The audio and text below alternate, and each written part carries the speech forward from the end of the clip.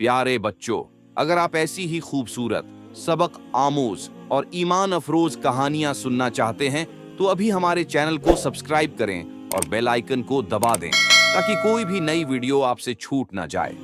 आइए आज की सबक आमोज कहानी सुनते हैं। एक मौलवी साहब बच्चों को मस्जिद में पढ़ा रहे थे। उन्होंने कहा, बच्चों, आज हम हजरत मोहम्मद की सीरत के बारे में पढ़ेंगे। बच्चों ने कहा, जी मौलवी साहब, हमें बताइए।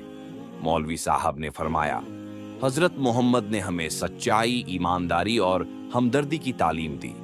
आपने फरमाया कि हमें अपने पड़ोसियों के साथ हुस्ने सुलूक करना चाहिए और उनकी मदद करनी चाहिए।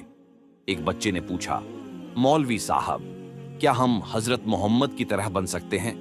मौलवी साहब ने मुस्कुराकर कहा, बिल्कुल बच्चों, अगर हम उनकी तालीमात पर अमल करें और उनके दिखाए हुए रास्ते पर चलें तो हम भी उन जैसे बन सकते हैं। अगर आपको यह वीडियो पसंद आई हो तो लाइक जरूर करें, अपने तासुरात कमेंट में लिखें और इस कहानी को अपने दोस्तों और अजीजों के साथ शेयर करें। ऐसी ही मजीद ईमान अफरोज और सबक आमूज कहानियां सुनने के लिए हमारे चैनल को सब्सक्राइब करना न भूलें। अगली वीडियो में इंशाअल्लाह एक और खूबसूरत इस्लामी का किस्सा लेकर हाजिर होंगे।